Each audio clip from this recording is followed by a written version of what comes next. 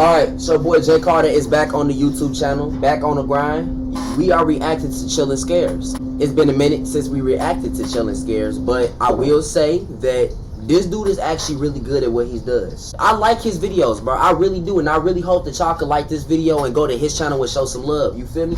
Y'all already see it. The channel is right there and everything. The channel is literally right there. I hope that y'all boys hit that like button, hit that subscribe button, and hit that bell. What the title says is disturbing last seen footage of murder victims. Without further ado, we're gonna get right into this video. Let's go. 18-year-old Kelsey Smith went shopping alone. She had just graduated from high school 9 days earlier and wanted to buy a 6-month anniversary present for her boyfriend, John. However, what was meant to be a quick, uneventful shopping trip instead turned into a tragedy. Though nothing seemed out of place at first, Kelsey left her home in Overland Park, Kansas at around 6:30 p.m. and reached the Target near Oak Park Mall without any trouble about 30 minutes later. She even called her mother shortly after arriving at the store to ask where she could find gift boxes. Unfortunately, this was the last conversation anyone ever had with her. And it's crazy because it could be any of us that could go missing so quick like that. A lot of people in the world just don't understand it, that it literally be people out here going missing every single day. Like as soon as you walk into Walmart, all you see on the sideboard is missing people posters from people who went missing way back in the 90s all the way up to present day. You feel me, bro? So it literally could be a person that went missing 25 years ago that still has not been found. Think about that. You feel me? That's somebody's cousin, that's somebody's son, that's somebody's daughter. You feel me, bro? Like, that's crazy to know that any of us could go missing, bro. Any of us could get kidnapped. And let's say knock on wood. Knock on wood. Let's not jinx it, but like for real. Her family grew concerned when more than an hour passed and she still hadn't returned home. There was no message from her about some unexpected delay, and her phone was going straight to voicemail. Hi guys, it's Kelsey. Obviously, I can't come to the phone right now. Leave me a message. Bye. Kelsey was the kind of person who would call her parents even if she was just a few minutes late, so for her to disappear like this was highly unusual. Around the same time, John also showed up at Kelsey's house to pick her up for their date. Unfortunately, he didn't know anything about her whereabouts either. Fearing the worst, my boy trying to get to the cheeks. He didn't even know his shorty was gonna go missing. He trying to get to the cheeks. He already know what's gonna happen. Really hoping that she was just stranded somewhere due to something minor like car trouble. And while they finally found a lead, it raised more questions than it answered. They were searching the area surrounding the Target when they spotted her car parked outside the Macy's on the opposite side of the Oak Park Mall, about half a mile from her last known location. This was already strange enough on its own. However, the most concerning part was the condition they found it in. It was fully unlocked, and the only thing missing from it besides Kelsey herself was her phone. All of her belongings, including her purse and the gift she bought for John hours earlier, were still in the car, which begged the question, what could have possibly caused her to abandon her car in this state? Fortunately, Macy's had a CCTV camera pointed at the parking lot, allowing investigators to acquire the footage and analyze it for potential clues. However, nothing could have prepared them for what they were about to uncover. CCTV footage see the person of this whole situation. Showed the car pull into the lot at 9:17 p.m., over 2 hours after Kelsey was last heard from. However, instead of Kelsey, an unknown man wearing a white t-shirt got out of the driver's side door and quickly fled the scene. Unfortunately, the footage was too blurry to see any identifying features besides his clothes. What investigators didn't know at the time was the color of his shirt would prove crucial in this investigation. But for now, the focus was on— Why is everybody in this whole thing bald? What's with people going with the bald cuts? Out of every haircut you could go with, you go with the bald cuts. I know this has nothing to do with the video, but it's too many people I done seen in the last couple of weeks rocking the baldy, bro. Like, bro, y'all really don't like having hair on y'all head, bro. I mean, yeah, a lot of people look good with the baldy, but like, gang, I'm gonna be honest. Too late. The next step in their investigation was to analyze the last known footage of Kelsey shopping at the Target. Unfortunately, this footage didn't show anything unusual. That's the same dude with the white shirt back there. Yeah, he a stalker for real, bro. You gotta watch for people like this, chat. I wouldn't even hesitate, bro. First of all, I will go back and fight, bro. If you stalking me and I'm seeing you and I'm steady turning around and all I see you do is walking with me every aisle, I'm gonna come up to you, I'm gonna question you, and if I see you do it again, then it's raps, bro. You catching these hands. I'm not even playing, gang. At least at first glance, Target's surveillance system had captured her entire shopping trip. Everything from entering the building, to calling her mother, buying the gift, and then leaving in her car. However, while doing a frame-by-frame analysis, one of the detectives noticed a tiny anomaly near the end of the footage. As she was about to get in her car, the camera captured what looked like a man in a white t-shirt running toward her at the last second. It's the same dude. It's the same dude. Is she that pretty to you that to the point you want to run and try to stalk her? I know you ain't never got nothing a day in your life. I know Birdie ain't never got no cheeks a day in his life. He like, hey, excuse me, Hope, come back, please. Abandoned her car in the Macy's parking lot hours later. With this newfound knowledge, investigators watched the footage again, and this time they noticed something even more horrific. As Kelsey was browsing through the store, a man in a white t-shirt could be seen stalking her through every aisle. Oh he my kept gosh, following bro. her until she was about to pay for her items, and then rushed out of the store before her, likely so he could ambush her as she was getting in her car.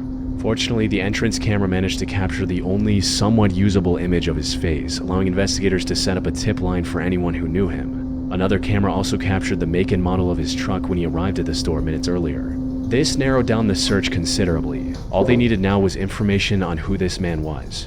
And after sifting through hundreds of false reports, investigators finally received a tip from someone claiming to be his neighbor. They recognized his face and truck on TV and immediately called the police. Not long after, officers arrested 26-year-old Edwin. Oh my gosh, sir. Sir, what's going? Yeah, this dude right here definitely look like a creep. Look at this man's player bill right here. We gotta scan this man player bill. Gang, your chin is pretty much flat. Damn. You got like a little crease in your chin to have like a little jawline, but that boy got a flat chin, bro. Finally, officers were able to reach him before he fled. Though, to their surprise, Edwin confessed to being at the location without any pushback and even Quality is confirmed that he crazy, was I the ain't one in the gonna lie. CCTV footage. But he also denied having anything to do with Kelsey. Luckily, his lie did not last long. Investigators had actually found a single unknown fingerprint on the seatbelt latch of Kelsey's car when searching through it earlier. However, it didn't match any print they had on record. But with Edwin's arrest, they were able to take his fingerprints, which turned out to be a perfect match for the one found in Kelsey's car. The same day, police also found Kelsey's remains near a lake in Missouri, about 20 miles from the target. Hey, rest in peace, Kelsey, bro. I ain't gonna lie, bro. Rest in peace, Kelsey. Kelsey's last shopping trip hadn't been captured by Target's surveillance system. Edwin was charged with the kidnapping and murder of Kelsey Smith and stood trial in July 2008. He pled guilty to all charges to avoid the death penalty and was sentenced to life in prison without the possibility of parole. Now they gonna be identifying this dude in there, bro. More cheese? The OM cheeseburger for $11.99. Bro, Chad, look at this, bro. Y'all gonna catch a heart attack eating this right here. If anybody tries to go eat this, bro, you gonna come back with a heart attack. This is gluttony, bro. Fat This is ass. gluttony. Valentine's Day 2017, a home security camera installed outside the house of 35-year-old Ellie Tran showed her returning home from work and pulling into the driveway, unaware that a dangerous stalker was hiding just outside the camera's view, waiting for the right opportunity to attack. As soon as she got out of the car, the stalker lunged at her from behind the bushes and tackled her to the ground before— Ooh, shoot. Somebody, bro, nah, bro. At that point, bro, would a Corey Kitchen shotgun that, bro? I need a, bro, at that point, bro, matter of fact, I wouldn't even have a shotgun on me. I have a little piece on me, you feel me? Like a little piece. Somebody, bro, you telling me, it's late at night, I get out my car, somebody lunging for me at the bushes. No, you gotta be fast with it. You gotta have it like this. She got a purse on her hand, I would race to my purse like this. You gotta be fast with it. running away on foot just seconds later. And while Ellie looked mostly unharmed at first, Why is she jumping up and down? What you jumping up and down for? You jumping up and down like you gotta go use the bathroom. had actually injected her with a cyanide-filled syringe while she was on the ground, which, for those who don't know, is one of the deadliest poisons on Earth. What made this situation even worse was the fact that this wasn't a crazed stalker or a random serial killer. Instead, this was 30-year-old Joseph. Why is it always these dirty, homeless looking white dudes, bro? Why is it always these dudes out here, gang? Like, bro, why, this the second picture I seen of somebody looking dirty. Her with. The two got into a relationship sometime in late 2013, and things started off quite well. However, Joseph started becoming aggressive when Ellie became pregnant and invited her parents to live with her. You see, Ellie had actually immigrated to the US from Vietnam before meeting Joseph. She wanted to build a stable life in the US with Joseph and their child, but she also wanted her parents to be a part of this new life. So, in 2014, she flew her parents to the US and gave them a place at her and Joseph's home. This became a major point of contention between the couple, with Joseph becoming more and more aggressive with each passing day with Joseph and get a restraining order against him. She also kept full custody of their daughter. However, Ellie knew that Joseph wasn't going to leave her alone so easily. She lived in constant fear that he would one day show up and take their daughter from her, Oh which was the only reason she installed security cameras both inside and outside her home. But even Ellie couldn't have predicted the lengths Joseph was willing to go for revenge. Immediately after the attack on February 14, Ellie tried to get inside and call 911. She didn't know exactly what had happened, but she knew he had injected something into her leg. But she passed away before making that call. Luckily, her mother saw everything, including Joseph's face as he was running away. She called emergency services and Ellie was rushed to a nearby hospital. Unfortunately, it was already too late. Cyanide prevents cells from using oxygen, which is needed to keep them alive. The cells can no longer produce energy, and vital organs like the heart and brain start failing rapidly, leading to a state of internal suffocation even if the person is breathing. By the time Ellie reached the hospital, she had already suffered severe brain damage. She was pronounced brain dead shortly afterward, forcing her parents to make the painful decision of cutting off her life support. The home security footage... As a parent, I know that has to be the hardest thing to do. Your daughter or your son is dead, and they're brain dead, and there's no way to ever bring them back, and they will never ever be able to respond, nor walk, nor speak, nor do anything. They're just sitting there, and they have to cut off their life support, bro. That's the hardest thing a parent could ever do in their life, and I know that there's people out here who's done it, bro. Investigators to zero in on Joseph and arrest him just 3 days later on February 17th. Good They job. also searched his home and found several other dangerous items like guns and materials for making explosives. However, despite the Alright, Bo think it's Call of Duty now. Bo think it's Call of Duty. You been playing too much Call of Duty. Do he got an Xbox in there? See what his game playing history is. If he play Call of Duty, if he play too much World War, take that man to jail, bro. If he be I know he be searching up how do you make a grenade or how do you make an explosive. I already know. Joseph tried to claim that he was in a different city on the night of the murder and that the person in the home security footage was someone else. However, the prosecution didn't believe any of it. Phone records proved that his statement about being in a different city was a complete lie. More importantly, prosecutors were able to prove that the murder was fully premeditated. Forensic analysis of his internet traffic revealed that leading up to the crime, he had searched terms like, how many milligrams of cyanide will kill you? What if cyanide gets in the bloodstream? Cyanide in the syringe from on marketplaces like eBay and Etsy. However, the most damning evidence proving his sinister motives came from an incident that happened back in December 2016. According to Ellie's mother, Ellie was coming home from work one day when suddenly a man approached her and threw an unknown chemical on her. Thankfully, the chemical only burned her hair and caused minor burns on her scalp, allowing her to recover without any permanent injuries. Ellie later told her mother that she believed the attacker was Joseph. This showed that Joseph was coming up with ways of harming Ellie even before the lethal attack.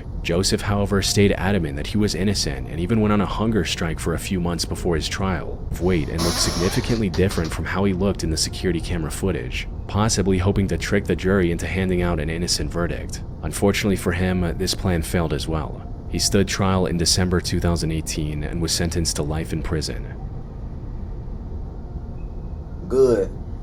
On the 12th of May 2022, a government inspector was doing a land survey in the wooded area surrounding the National Guard Armory in Wadesboro, North Carolina. But partway through the survey, the inspector discovered the last thing he was expecting behind the armory, a complete human skeleton. The only other items nearby were a black top and a pair of women's leggings, indicating that this skeleton likely belonged to a woman. Further inspection of the remains also confirmed that she had likely passed away somewhere between 9 months and a year ago. Now, this was a major discovery, especially because finding a skeleton is like my worst nightmare. I never ever want to be like, bro. Okay, yesterday, little mini story time, bro. I was in the woods with my homie yesterday, bro. One of my homies I was with, I went to the woods. Now this is some white people shit. I ain't gonna back chat, but I went into the woods for the first time in my life, and it's like a woods all the way down the street, and and it's deep. It's some deep woods back there. We went a little deep, but we didn't go too deep near the lake. Cause if you go past that lake, oh yeah, you're all the way deep in. And I don't think you're gonna be able to get out because there's a lot of trees and it's a lot of branches in the way. If I was to ever find any type of remains, anything like old crime scenes where they had the little caution tape and everything the police be using, bro, to make people stay out of certain areas, bro. I seen that and I dead thought that something bad happened right there, bro. I did thought something bad happened. Something had to happen, bro. But if I was to ever see like a off body or a skeleton, nah, bro. I'm out of there, bro. Like I don't care. Oh no, you being the scaredy cat. Nah, bro. Nah, I'm up out of there. I'm not going any deeper, bro. secluded area near a government building At all. and a high school. 'Cause I ain't got There was time also for a nothing strong bad to chance happen. that this person either got lost in the woods or was placed there by someone trying to hide their crime. Either way, it would have been best to make the finding public and enlist the public's help in identifying the person. But for unknown reasons, the Wadesboro Police Department did not report it publicly. It wasn't until January 2024 that this case received its first major update. Someone from the Wadesboro area came forward with disturbing images their trail camera had captured back on August 21, 2021, close to the armory. They showed a woman, possibly in her mid to late 30s, walking alone in the forest very early in the morning. She was barefoot and was struggling to walk while using a stick for support. Her leggings and support stick were also wet up to her knees, suggesting she might have walked through the creek just south of the trail cam. More importantly, she was wearing the same top and leggings the surveyor would find alongside the skeletal remains about 9 months later. So that's definitely her. That's definitely her. Because if it's the same thing and it's kind of matching up the 9-month-old footage from this footage and everything, or from the skeleton that they see currently and what the clothing is, it's definitely her. Yeah, it's definitely her, brother. However, while the trail cam footage gave a face to the remains, investigators were still no closer to identifying her. She didn't match any missing person reports in the area, leaving investigators with no clear leads to follow. With no other option, authorities uploaded the trail cam images alongside any information they had on the National Missing Persons database, which turned out to be the correct move. Not long after the case gained traction online, the woman was identified as Amber Ray Johnston, who was 36 years old when she went missing back in August 2021. This trail cam footage was the last time she was seen alive. Her mother recognized her after coming across the images online. A DNA test in March 2025 also confirmed that the skeletal remains belonged to her daughter, Amber. The only question that remained now was what happened to Amber? How did she end up in Wadesboro, North Carolina, over 2,200 miles from her home in Bullhead City, Arizona? It had to be a kidnapping, bro. It had to be a kidnapping. There's no way she could have swum a river, like a river or anything. Nah, it had to be somebody that kidnapped her, did something. We don't know, but like, that's my guess. Unfortunately, the answer to this question would turn out to be far more complex than the investigators might have expected. Amber's story began in Bullhead City, Arizona, where she was in an emotionally and physically abusive relationship with her on-again, off-again boyfriend, Jarrett Ward. Both Jarrett and Amber also had a severe substance abuse problem, which only made their relationship worse. They eventually broke up in the summer of 2021, and Jarrett went back to his hometown in South Carolina. During this time, authorities had their first strange encounter with Amber. On the 8th of August at around 8 a.m., she apparently went swimming with someone she had just met. He stayed behind on the water's edge while Amber dove in, leaving her. Okay, now that's a little weird, bro. Now don't tell me if I'm tweaking, chat, but would anybody ever go swimming with a person they ever just met? That's a little weird. I don't really know your intentions and everything. I'm not really going, if I just met you and everything and I'm just now shaking your hand for the first time ever, I'm not going in the water with you, bleed. Like, I'm gonna go my separate ways. I'm not gonna go near close to you, just off the fact, like, bro, I just don't want to chance it, because you never know people's intentions. She could whole time trying to drown her and everything, or whoever she met could whole time try to drown her or do anything like that, bro. So that to me is weird. Tell me if I'm tweaking. I might just be overthinking, but I think deep in situations, bro. That's just me, though. Her ID and clothes behind in his care. He went back to get a life jacket for himself, but when he returned, Amber was nowhere to be seen. Assuming that she might have drowned, he contacted the police, who began a search and rescue mission immediately. However, just hours into the search, police received a call from Amber's landlady stating that she returned home safe. Then in mid-August, This smile kind of a little scary. She look a little scary. Shorty look a little scary, I ain't gonna lie. got on a Greyhound bus and started traveling east. It's unclear if she was going back to her mother's place in Pittsburgh, Pennsylvania, or if she was planning on visiting Jarrett in South Carolina. However, she didn't reach either of these destinations. Witnesses saw her purchasing a bus ticket in Winston-Salem, North Carolina on August 17, 2021, and that was the last time Amber was ever seen alive. The last ping from her phone came from Charlotte on August 19, 2021. 3 days after that, she was captured by the trail camera in Wadesboro, over 90 miles from Winston-Salem, before disappearing completely until her remains were discovered 9 months later. However, how she reached Wadesboro... She had to die from starvation. I ain't gonna lie, she probably passed away from starvation. Like, it's either somebody kidnapped her and everything and took her to wherever she was, bleed, or she died from starvation. That's my two leads to this. Or why she went there in the first place remains a mystery to this day. The most puzzling part of her case is that authorities still haven't considered any foul play in her disappearance and death, even though there are countless signs strongly pointing towards that possibility. the biggest of which are SNAP food stamps and credit card, both of which were used by other people, including Jared after her supposed death. She had actually told her mother about Jared stealing her credit card to purchase drugs in the past. So him somehow getting a hold of it and using it for online purchases after her death should have made him the #1 suspect. Unfortunately, Jared passed away himself from an overdose in 2022, leaving investigators gosh. This is like the 56th person in this video that I've heard passed away. How many people is gonna pass away from overdoses? See, bro, kids, this is why I say, I don't think I said this in my videos before, but I think I have, but whatever. Kids, don't do drugs. Do not do drugs. If you've never ever done something, or if somebody trying to give you a drug, dude, do not do it, bro, because these drugs be laced. Everything be happening in the world where people just be lacing drugs. People be like, no, bro. Don't even do drugs from people that be dealing them and be getting them from people you trying to buy it off. No, don't do them at all. Stay clean, stay sober, stay you. You feel me? no lead to follow. The second strange sign is a travel video that was posted to her Facebook account on August 18, showing the bus traveling through Birmingham, Alabama, even though phone records showed that she was in Charlotte, North for her. But there's no way for us to confirm or deny that theory. It also makes little to no sense for Amber to get lost and lose her life in a patch of woods that's surrounded by a government building, a high school, a hospital, and several restaurants and convenience stores. Hold on. If she got lost between all them places, y'all telling me y'all ain't seen nothing? Hold on, Within walking distance. Lastly, her lack of proper She got lost between several convenience stores, a high school, and an armory building with probably like police people inside. You telling me nobody seen what happened? That's a lot of places to get lost between, ain't that? But, hey. Clothing and use of a walking stick in the trail cam footage also points to something far more sinister than her just getting lost in the woods. She thinks she the Avatar the Last Airbender. She holding sticks and everything. Unfortunately, with the primary suspect now passed away himself, the truth of what happened to Amber in August 2021 will likely never come out.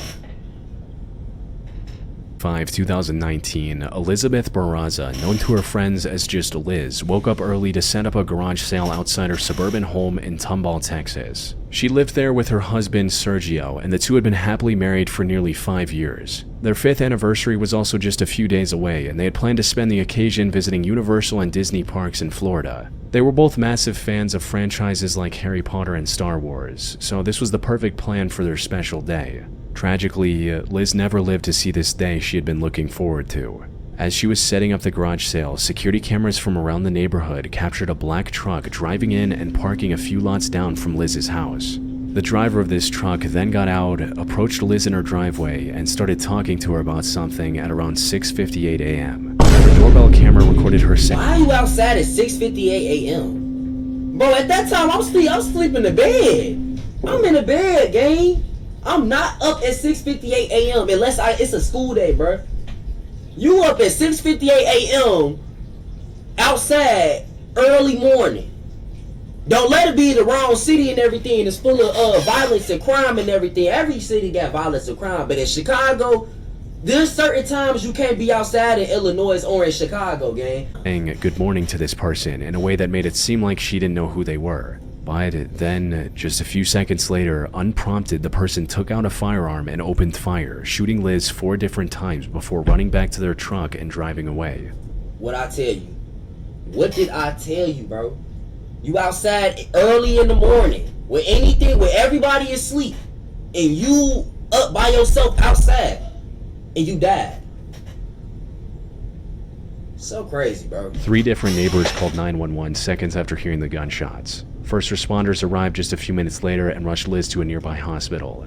Unfortunately, the damage was too severe, resulting in her passing away shortly after arriving. The video footage captured the whole incident, but it wasn't clear enough to pick up any identifying features.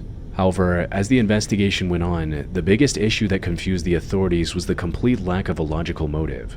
First of all, this wasn't a robbery or something along those lines. The killer didn't take anything and just ran off after committing the crime. More importantly, the way they made sure to shoot her one more time after she had already fallen to the ground made it seem like this was a deliberate hit, almost as if someone had sent a hitman after her. However, investigators couldn't find any reason why someone would do that.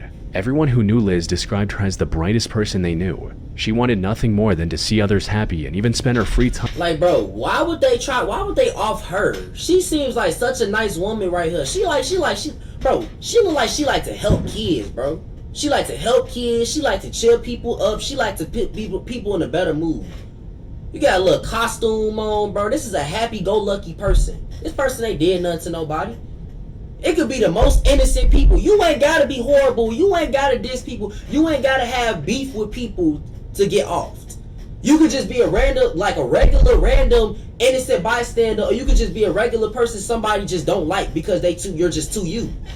The timing of the crime was also quite suspicious. It happened just 4 minutes after Sergio had left for work. Whoever the killer was, they knew the couple's schedules. Liz had also not told anyone about the garage sale beforehand, so there was no way for some random person to know that she would be alone outside at that time. This precise timing pretty much ruled out the possibility of a serial killer taking advantage of the opportunity, bringing authorities back to square one. The only possible lead they had was her husband, Sergio, and for a good reason. Spouses are often involved in these types of murders, especially when infidelity is involved. Putting Sergio as the mastermind could also explain how the killer knew about the garage sale and the exact time Sergio would leave for work. However, after thorough investigation, the police found no evidence of Sergio's involvement. Their marriage was simply too perfect and problem-free for him to have any reason to take her life, leaving the mystery of Elizabeth Barraza's death completely unsolved to this day. I know he was having so many sleepless countless like nights. I cannot talk. Oh my gosh. I know he was having so many sleepless nights where he was just thinking about his woman and he just missed her so much, bro. I just know he did, bro. Having a beautiful woman and everything in your life that you love so much die and everything, and you know that you're not going to be able to sleep next to your person that you thought you was going to be with for the rest of your life, is the most, like, man, bro, that's the saddest thing ever, bro. La gente en Culver's me hace sentir en familia. De Wisconsin con amor, bienvenido a Delicioso. I need to Writing a book learn is hard. Spanish, chat. Knowing if it's good, even harder. Neat manuscript analysis. February 2021 started off as a particularly cold month for the residents of the small town of Plains Township, Pennsylvania. A blizzard the night before had deposited over 30 inches of snow across the region, forcing most of its residents to shovel snow from their driveways if they wanted to get their cars out. However, for a local couple, 50-year-old James Goy and 48-year-old Lisa Goy, this simple activity proved lethal when they got into an argument with their neighbor across the street named Jeffrey Spade. The fight had started with Jeffrey accusing the couple of dumping snow too close to his house. A home security camera outside James and Lisa's home captured the argument as it escalated, with both groups hurling increasingly demeaning insults and curses at each other. In the heat of the moment, Jeffrey threatened the couple's lives before returning to his home. Normally, this would have been where the argument ended.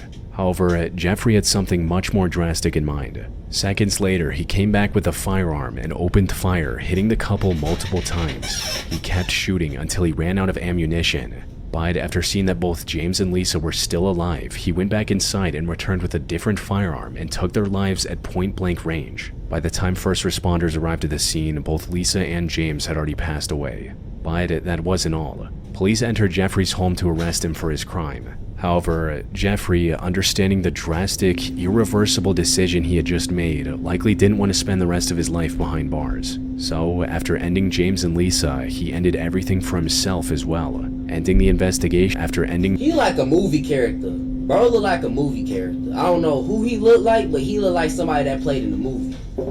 But taking yourself out because you took somebody else out, bro. Yeah, bro. I'm not gonna lie. I don't think you're making it to heaven. God don't like ugly. God do not like ugly. Even if bro would have stayed alive, him going to jail for the rest of his life would have been karma, and it would have been something horrible. You feel me? But why would you take yourself out over being alive? Think about this. When people say, I don't want to go to jail for the rest of my life, they probably scared of the logistics of it. They feel like they probably gonna get played around and tossed around in by different men, which could be true. I ain't gonna lie.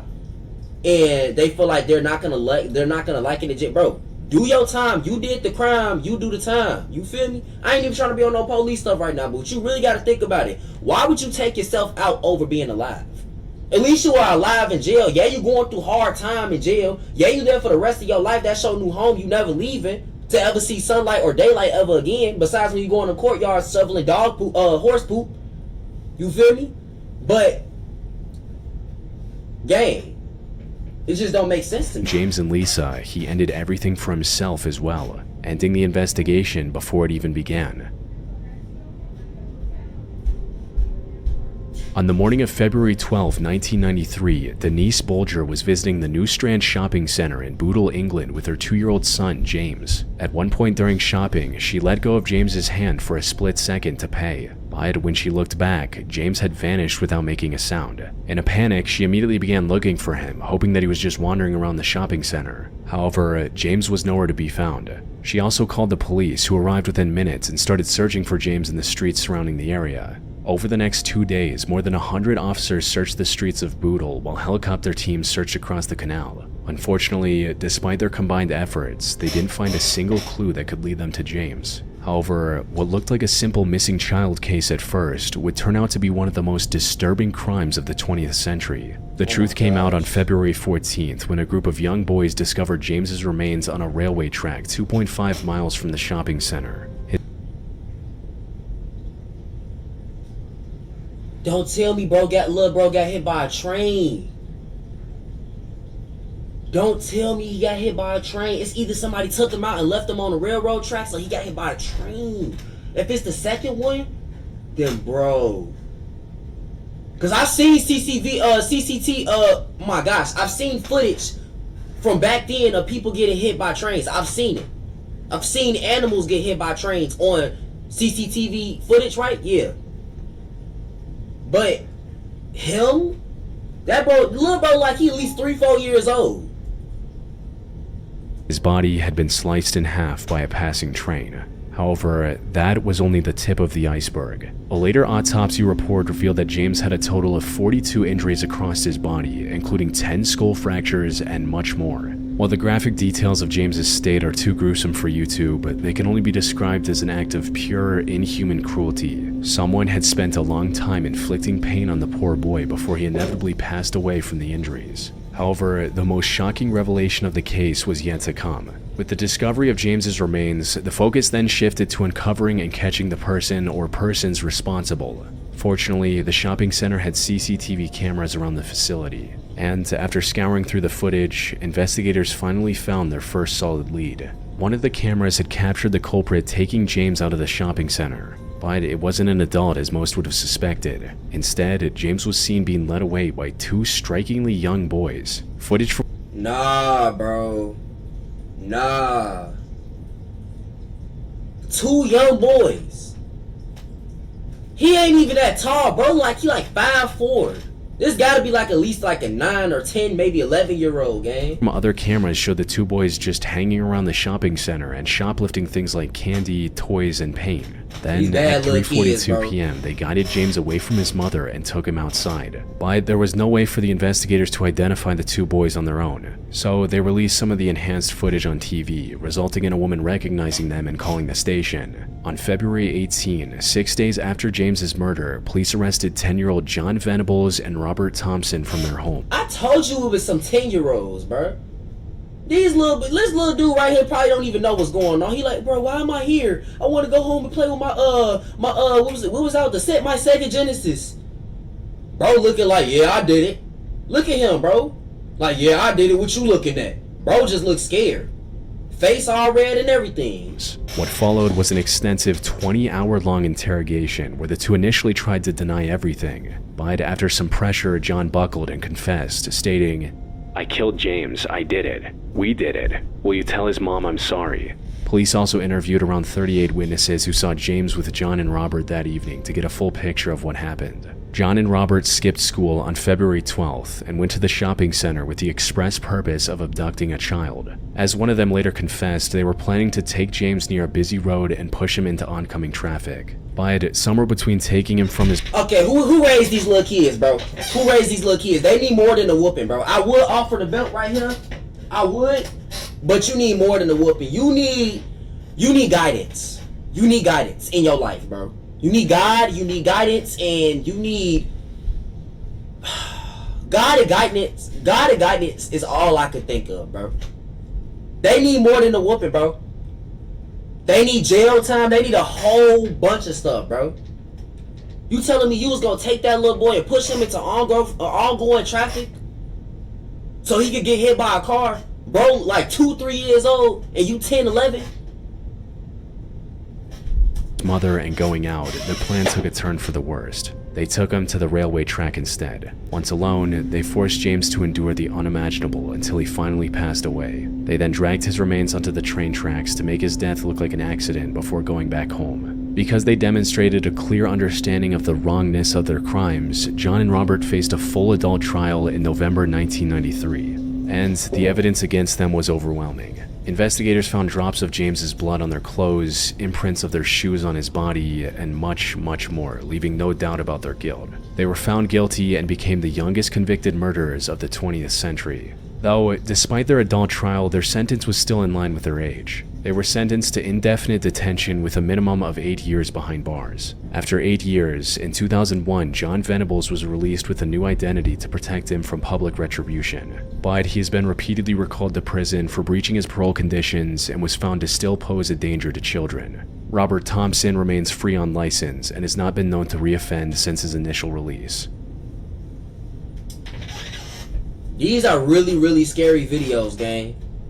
These are really scary videos, bro. Reacting to this is actually like diabolical a little bit to me because, bro, just thinking about things like this and hearing about things like this, you wouldn't know that things will happen until you would hear about it or see it for yourself. That's the end of this video. I've been recording for a good little minute, you feel me? This video was like 23 minutes long. Chat, we done with the video. I hope y'all boys enjoyed this video. We will be having more YouTube videos come out. We will be grinding a lot more and everything. We've been going crazy on TikTok. We've been blowing up crazy hella on TikTok, and I want y'all to continue to spam my TikTok up. I want y'all to continue to spam my Instagram up with nothing but love. You feel me, bro? I'm gonna catch y'all boys next time. Peace out. Bye, guys. I'm gonna catch y'all.